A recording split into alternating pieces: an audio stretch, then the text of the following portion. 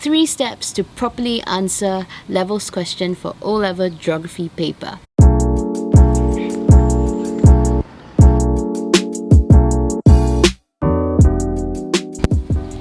Alright, so yesterday I've got a student who actually asked me to create a video to give some advice on how to properly address levels question for O-level geography paper. So I thought I would just take some time to address it in this video.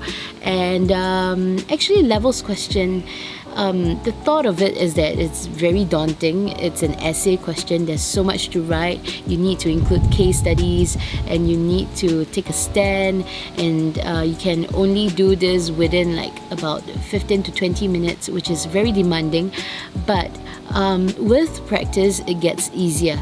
So I'm just going to give you some tips on how to address questions like this and the steps that I would take when I'm answering a levels question. Step number 1, take 2 to 3 minutes to plan your answer. First off, you got to unpack the question and understand what the question is asking for. If the question allows you to have many different factors, list down all the factors that you have in mind. So for instance, if you have a question asking the risk of living near volcanic areas far outweighs the benefits, how far do you agree with this statement? So in this case, what I would do is I will first unpack what are all the possible risks, and you will have loss of lives, displacement of people from their homes, you have all the different economic impacts, the cost of it, and then you have environmental impacts, and then after that you think about the benefits. So things like for instance, tapping off the geothermal energy, the fact that there's fertile soil, so it's beneficial for the agriculture industry, and tourism, right?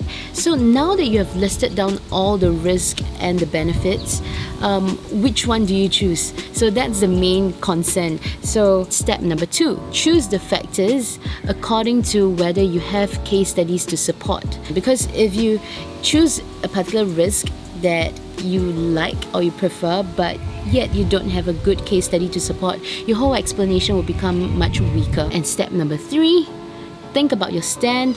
Think about which geographical concept you can use in your conclusion. For instance, my stand can be, I disagree that the risk will significantly outweigh the benefits, particularly for the local communities. They are heavily reliant on agricultural produce. So I provide a context whereby this stand is actually true. And then after that, due to the low frequency of occurrence of volcanic eruptions, that's why the local farmers will find it much more beneficial to continue staying near volcanic areas, because they can tap onto the fertile soil and they can make a living out of the agricultural crops that they produce. And this is something that they can benefit in the long run. And since volcanoes don't erupt that frequently, that's why the economic risk is not as significant as the economic benefits that they can reap. So that's one way you can craft your answer. So you have to plan all this before you start writing, because many times if you start writing and you realize, I wrote factor A and I wrote factor B, but they are actually not comparable, and you will realize that you will struggle in your conclusion. So always plan first, work backwards, and hopefully this tip will help you in answering levels question.